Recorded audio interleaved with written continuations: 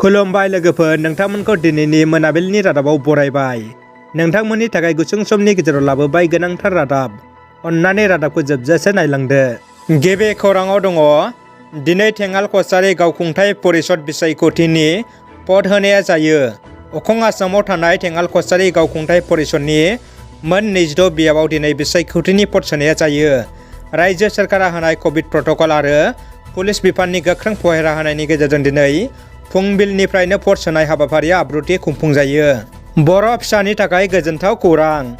जुनार फिसिनायनि बिथिङाव मख'जाथाव बिहोमा होनायनि थाखाय आसाम सोरखारा मनज कुमार बसुमतारीखौ असम गौरब 2021 बान्थानि थाखाय सायख'दों। बान्थाखौ बोहैथि दाननि 24 खालाराव श्रीमन्त शंकरदेव कलाक्षेत्रआव गिबि मन्थ्रिया बेलासिनि 3 रिंगायाव होगोन। बे बान्थायाव बाखनाय बिलाइजों लोगोसे 3 लाख रांबो थागोन। मख'नो गोनांदि आसाम गौरब बान्थाखौ मोननो हानाय मनज कुमार बसुमतारीखौ पिगमेन होननाबो मिथियो। मानास माहारियारि पार्कआव जिब साफारियाव गिख्रंथाव अर नांदों। थांनाय 19 जानुवारि खालाराव बाक्सा जिल्लानि थाइगिरखारि इउएन एकाडेमिनि फरायसाफोरजों लोगोसे फोरोंगिरिफोरा मानास माहारियारि पार्कआव दावबायनाय समाव हरखाबै हाग्रायाव अर खामना गिख्रंथाव थासारि सोमजियो। जाउनाव फरायसाफोरा जिब साफारि खालामनाय समाव सा6 फरायसाफ्रा अरजों एसे जोखोम जानाङो होनना मिथिनो मोन्दों। गुबुन मोनसे खौराङाव दङ, फरायसा दैदेनगिरि मिरु आख्रासुनि फोसावदिं नेहाथारि शंकर राजबंशीया सासे हिन्जावसाखौ गोसोआरि नारसिननायनि अजद सिखारदों। खौरांनि बायदिब्ला आख्रासु दैदेनगिरि शंकर राजबंशीया हाबा जाखानाय। बिथाङा सासे सिख्लाखौ गावखौ गोसो थोयैनि गोसोआरि नारसिनथाय होनायनि अजदखौ बै सिख्लाया होयो। दा बे जाथायखौ लाना रायजोफ्रा आख्रासु दैदेनगिरिखौ गोख्रों राहा लानो खुंथायखौ खावलायदों। बिटिआर सोलोंथाइनि थाखाय आसाम सोरखारा मोननैसो मोजां खौरां लाबोदों। मैया डिमा हासाव अट'नमास काउन्सिलनि हाफ्लङाव रायजो सोरखारनि 3थि केबिनेट जथुम खुंदों।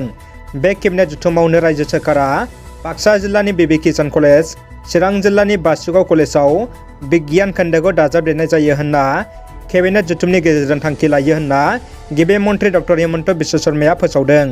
कभिडनि बांबोनाय थासारिखौ लाना दरं जिल्ला खुंथाया सांग्रां जादों।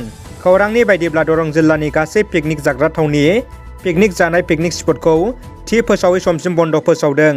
दासान्दि दरं जिल्लायाव लोब कभिडआ बांबोदों होनना खुंथाया मिथिहोदों, जायनि थाखाय दरं जिल्ला खुंथाया बन्द फोसावदों। दानिया फैदो जोबथा खौराङाव राजखान्थिनि दुंबुर खौरां। आरोबाव सासे एमएलएआ दोलो एंगारगोननि इंगित होदों। मिथिनो मोननाय बायदिब्ला कंग्रेस दोलोनि एमएलए शेरमान आलिया कंग्रेस दोलोखौ एंगारगोननि खौराङा खौरां बिजोङाव गोसारदों। एमएलए बिथाङा थाबैनो दोलोखौ नागारगोननि खोथाखौ थोंजोङै बुंदों। बिथाङा माखासे सान सिगांसो जेलनिफ्राय उदां जादों। बिथां एमएलएआ गावनि दोलो कंग्रेसखौ गोख्रों रावजों सोंखारिना अजद होदों।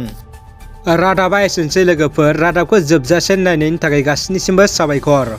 अन्नानै भिडिअखौ लाइक, कमेन्ट, शेयार खालाम। लोगोसे चेनेलाव गोदानै फैदोंब्ला साबस्क्राइब खालामनो गुरै खावलायबाय।